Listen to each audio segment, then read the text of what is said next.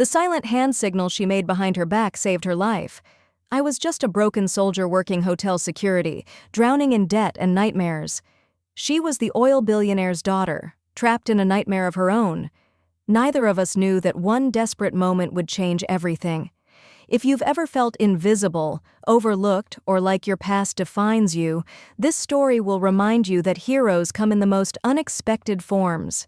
Hit that like button if you believe in second chances, and let's dive into a love story that started with silence. My name is Alex, and 2 years ago I thought my life was over. I used to be a combat medic in Afghanistan, someone who saved lives and made a difference. Then, an IED explosion took out my entire unit.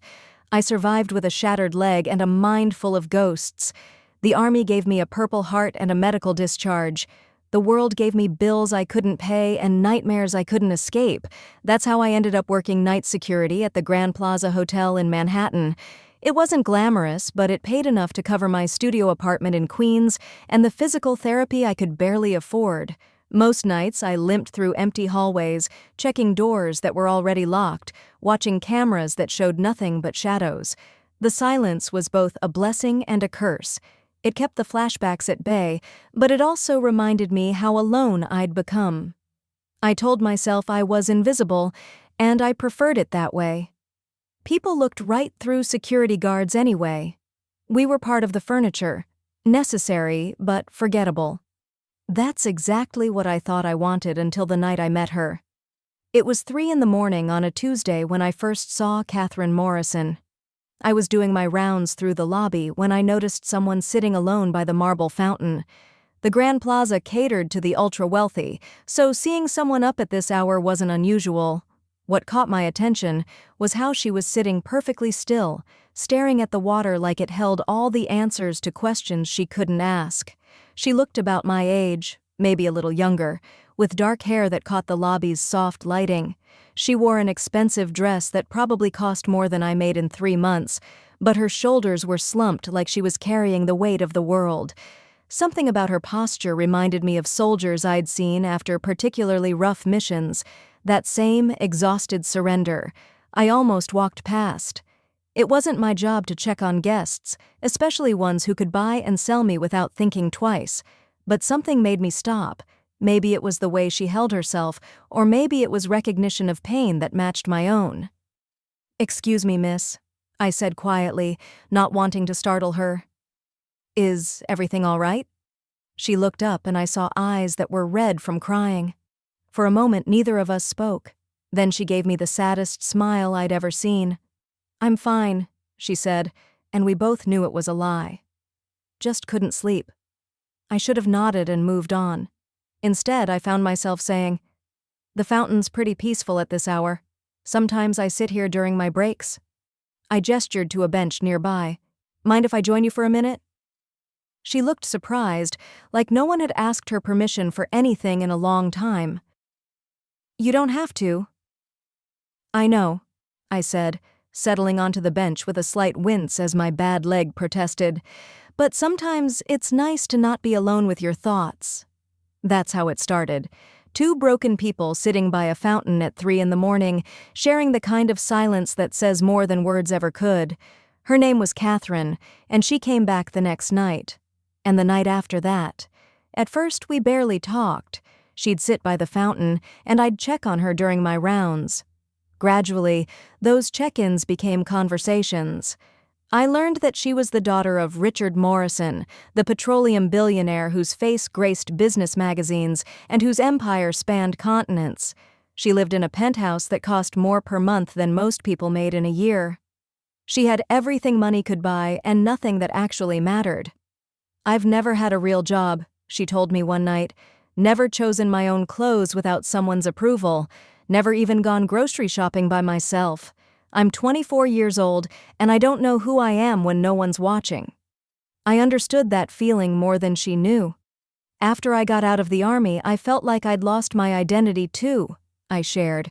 "Like the person I used to be died over there, and I didn't know who I was supposed to become." She turned to look at me then, really look at me. "What changed?"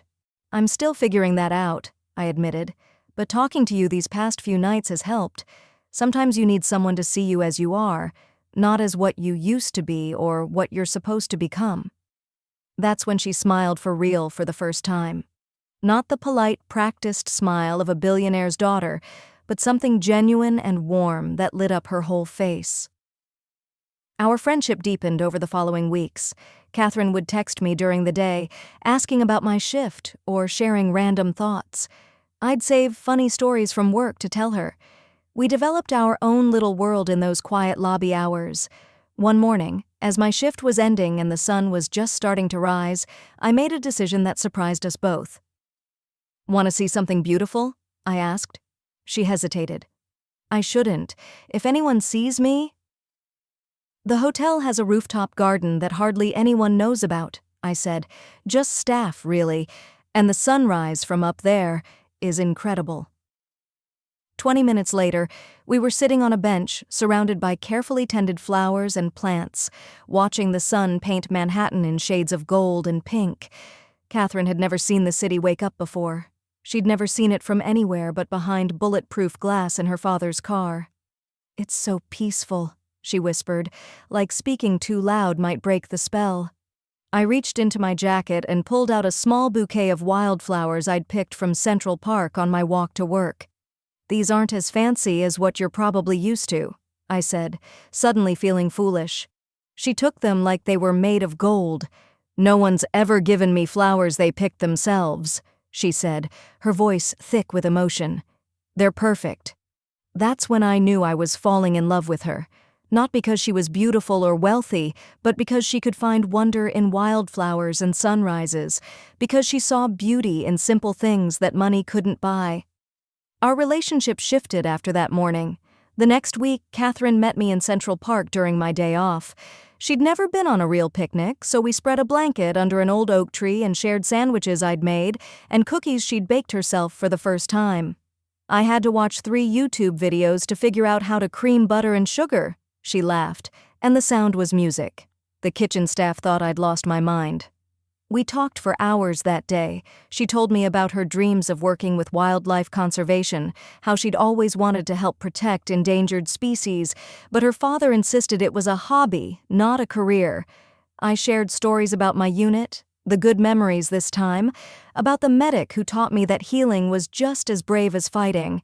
As the afternoon sun filtered through the leaves, she leaned against my shoulder. "I feel more like myself with you than I have in my entire life," she said quietly. I turned to look at her, and suddenly we were closer than we'd ever been.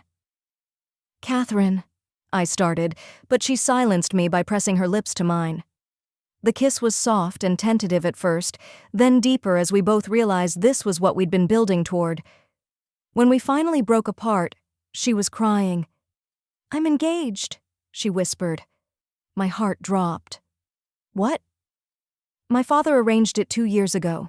Victor Sterling, heir to Sterling Pharmaceuticals. The wedding is in 6 months." Her hands were shaking. "I've been trying to find a way out, but every lawyer I contact somehow ends up working for my father. Every friend I confide in reports back to him.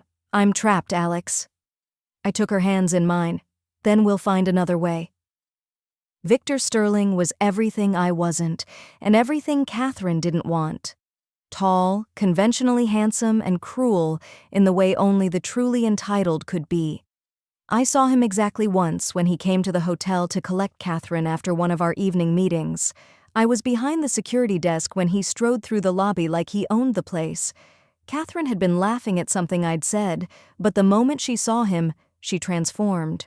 Her shoulders straightened, her expression went blank, and she became someone I barely recognized. "There you are," Victor said, his voice carrying the kind of authority that expected immediate obedience. "I've been calling." "My phone was on silent," Catherine replied quietly. He looked her up and down with disapproval. "You look tired. Are you taking your vitamins? The wedding planner wants to finalize the dress fitting tomorrow." As they walked toward the exit, I saw Catherine glance back at me. In that look was an apology, a goodbye, and a plea for help all rolled into one. That night, she didn't come to the lobby, or the next night, or the night after that. For 3 weeks, Catherine disappeared from my life as suddenly as she'd entered it. No texts, no late-night visits, no stolen moments in the rooftop garden. I told myself it was for the best. What future could we possibly have? I was a broke security guard with PTSD, and she was about to marry into pharmaceutical royalty. But I couldn't stop thinking about the look in her eyes that last night, the way she'd seemed to be drowning right in front of me. Then, on a Thursday morning as I was ending my shift, I found an envelope slipped under the security desk. My name was written on it in Catherine's handwriting. Inside was a single piece of paper with a short message: "If you truly love me, you'll find another way. The Sterling Mansion Charity Gala, Saturday night. If you're there, I'll know you haven't given up on us." My hands shook as I read it. She was asking me to infiltrate one of the most exclusive social events in the city. The Sterling family compound was like a fortress, surrounded by private security and guest lists that read like a who's who of American wealth and power. But Catherine was asking, and despite every rational thought in my head, I knew I would find a way. I called in every favor I'd ever earned in the military. My old sergeant, Danny, worked for a high-end catering company that occasionally handled events for the ultra-wealthy. With some creative uniform borrowing and fake credentials, I found myself in the back of a catering van heading to the Sterling estate on Saturday evening. The Sterling mansion was exactly what you'd expect: massive, intimidating, and crawling with security. But I'd infiltrated Taliban compounds in Afghanistan. I could handle a charity gala in the Hamptons. The event was in full swing when we arrived. Men in tuxedos and women in gowns that cost more than cars mingled on perfectly manicured lawns while string quartets played and champagne flowed. I kept my head down, focused on my role as invisible catering staff. It took me 40 minutes to spot Catherine. She was standing on a second-floor balcony, visible through massive windows, wearing a white dress that made her look like a princess in a tower. Victor was beside her, his hand possessively on her lower back, as he spoke to a group of older men who were probably discussing oil futures and pharmaceutical patents. But it was what Catherine was doing with her left hand behind her back that made my blood run cold. She was making the military hand signal for help that I'd taught her weeks ago when she'd asked about my time in the service. Her fingers were positioned in the specific way that meant enemy contact, need immediate assistance. Catherine wasn't just unhappy, she was in actual danger. I watched from the shadows as Victor made an announcement to the gathered crowd. "Ladies and gentlemen, Catherine and I have wonderful news. We've decided not to wait any longer for happiness. The wedding will take place next weekend instead of in 6 months." The crowd erupted in polite applause. Catherine smiled and nodded, playing her part perfectly. But her left hand kept repeating that signal: "Help, help, help." I needed to get closer.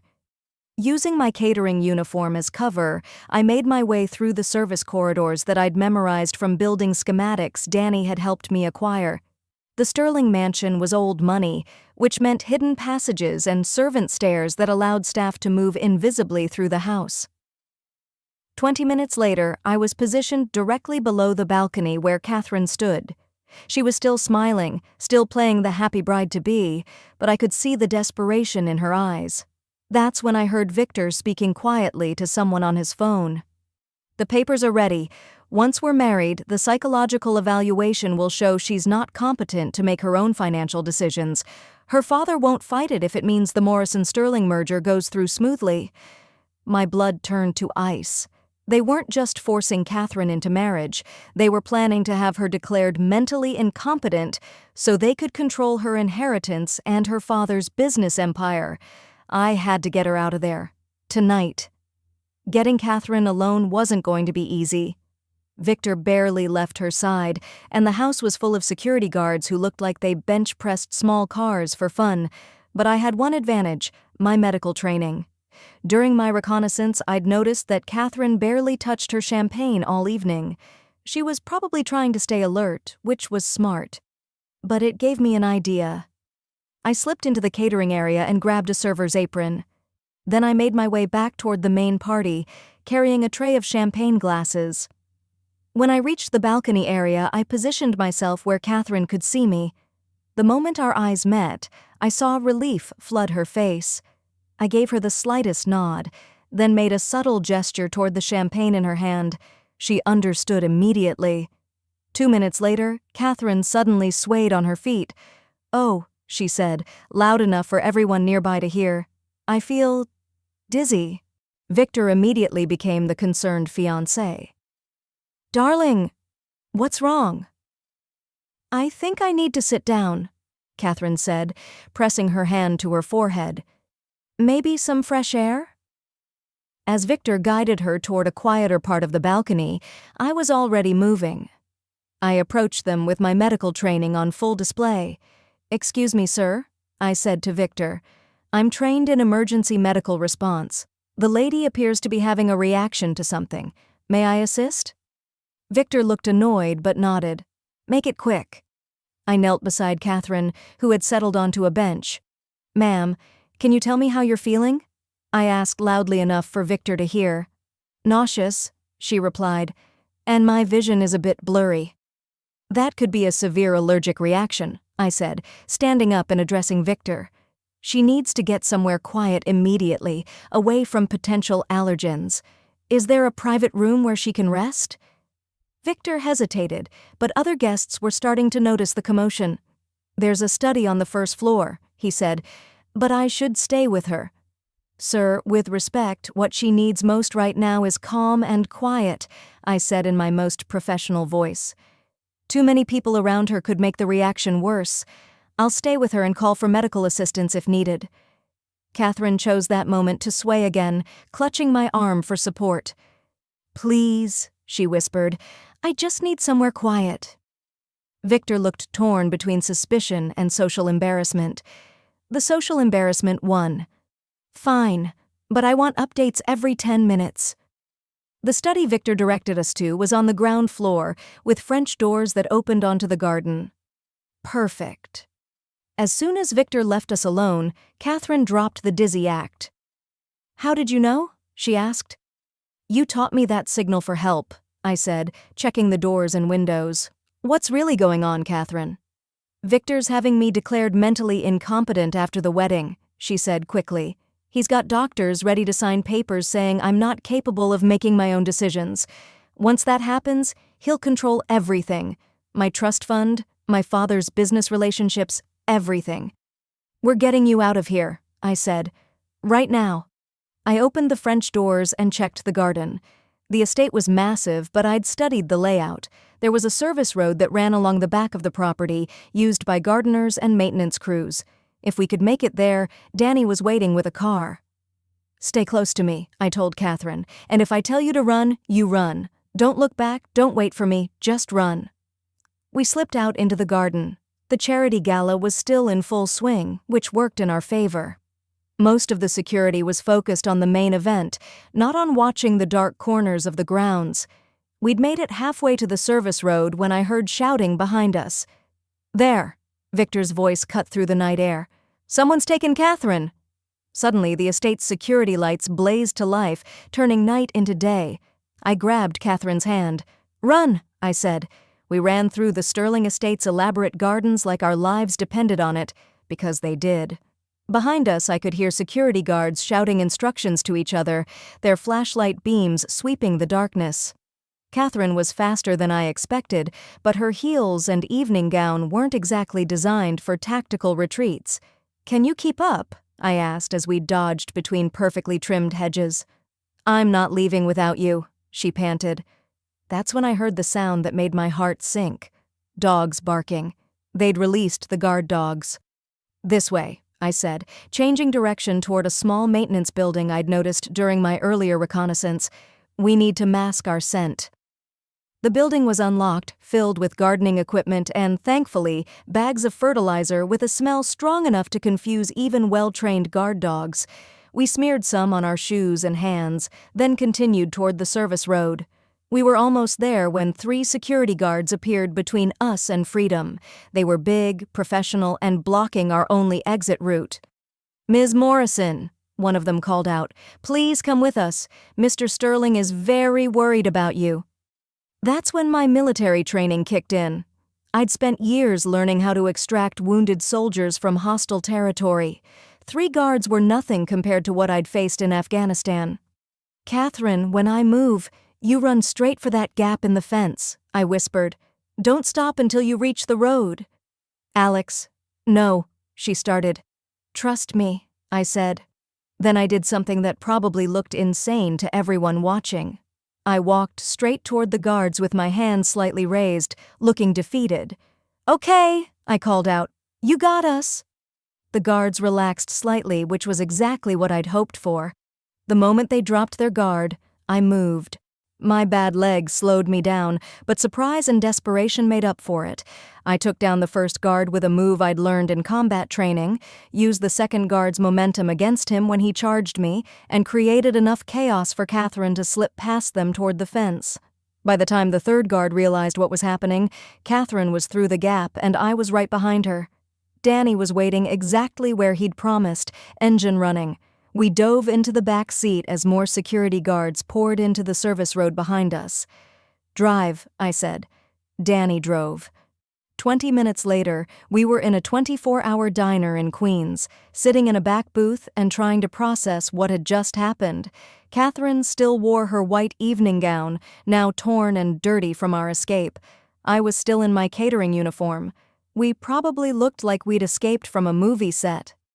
"I can't go back," Catherine said quietly. "Not ever." "You don't have to," I told her. "But we need to be smart about this.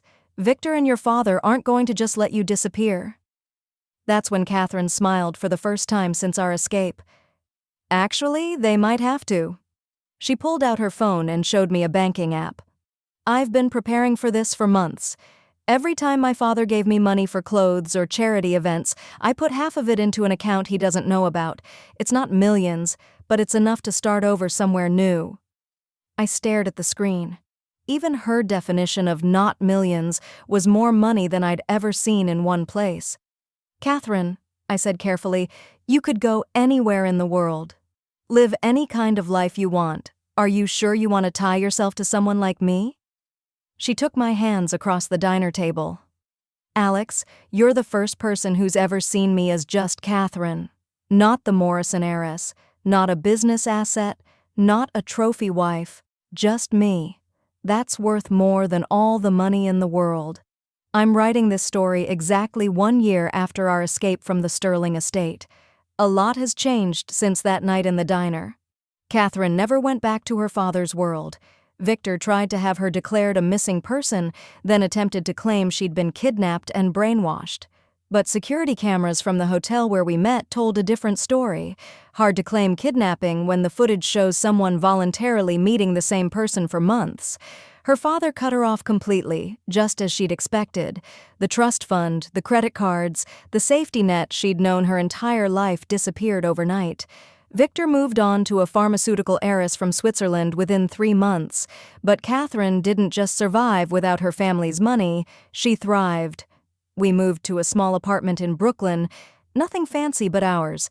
Catherine got a job with a wildlife conservation nonprofit, starting at the bottom and working her way up through passion and determination rather than family connections. She discovered she had a talent for grant writing and fundraising, skills that came from years of understanding how wealthy people think. I left hotel security and started my own consulting firm, helping small businesses with security systems and emergency preparedness. My military experience finally became an asset rather than a burden. The nightmares didn't disappear, but they became manageable, especially with Catherine there to remind me that I was home and safe. 6 months ago, I proposed to her during a meteor shower we watched from the roof of our building. The ring wasn't a 10-carat diamond. It was a simple band I'd carved from wood during my physical therapy sessions, shaped like 2 intertwined branches. She cried when I gave it to her. "It's perfect," she said. "It's us." Our wedding was last month, and it was everything the Sterling Mansion event wasn't. We got married in a small church in Catherine's new neighborhood, surrounded by the friends we'd made and the life we'd built together. My old unit served as groomsmen, the guys who'd made it home and understood what it meant to build something new from the ashes of what you'd lost. Catherine's maid of honor was Maria, her co-worker from the nonprofit who'd become the sister she'd never had. Instead of a string quartet, we had a jazz trio made up of veterans from the VA hospital where I still volunteer. Instead of champagne that cost more per bottle than most people's rent, we served beer and wine from a local brewery owned by another veteran couple. The only family member who came was Catherine's mother, who'd been quietly divorced from Richard Morrison for 2 years, but had kept it secret to avoid affecting his business empire. She told Catherine she was proud of her for choosing love over luxury. For our honeymoon, we didn't go to Paris or the Maldives. We went camping in Yellowstone National Park, something Catherine had always wanted to do but never been allowed to. We spent a week hiking during the day and sleeping under stars at night, talking about our future and the family we wanted to build. People ask me sometimes if I ever regret walking away from the life Catherine could have given me. If I wonder what it would have been like to be married to a billionaire's daughter, living in penthouses and flying on private jets. The answer is simple. I didn't fall in love with a billionaire's daughter. I fell in love with a woman who found wonder in wildflowers, who learned to bake cookies from YouTube videos, who signaled for help when she needed it most, and trusted me to answer that call. The night of our escape, when Catherine made that silent signal behind her back, she wasn't just asking me to save her from Victor Sterling. She was asking me to save her from a life where she'd never be allowed to be herself. But here's what I've learned in the year since. She saved me just as much as I saved her. She saw past the broken soldier, past the nightmares and the limp and the studio apartment in Queens.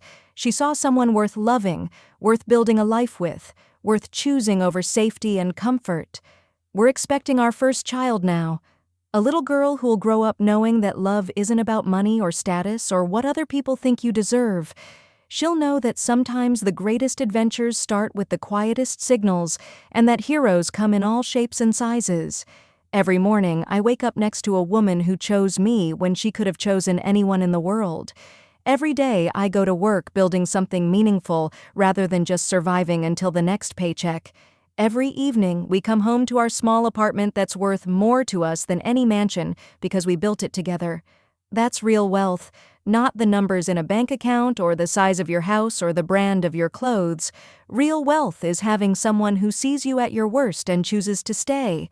It's building something together that's bigger than either of you could create alone. It's knowing that when you signal for help, someone will always answer. Catherine's signal that night at the Sterling estate saved both our lives, but it was just the beginning. Every day since then, we've been signaling to each other in 1,000 small ways. A touch on the shoulder when one of us is stressed, a joke when the other needs to laugh, a quiet presence when no words are needed at all. Sometimes the best love stories don't start with love at first sight. They start with recognition. One broken person seeing another and saying, "I understand. You're not alone anymore." That's what happened to us. 2 people trapped in different kinds of prisons, finding freedom in each other. Sometimes the biggest risk is staying safe. Catherine and I chose love over luxury, courage over comfort. If this story moved you, smash that subscribe button and share it with someone who needs to remember that real love doesn't come with conditions. What would you risk for true love? Let me know in the comments below. Until next time, remember that heroes don't always wear capes. Sometimes they wear security uniforms, and sometimes they're brave enough to signal for help when they need it most.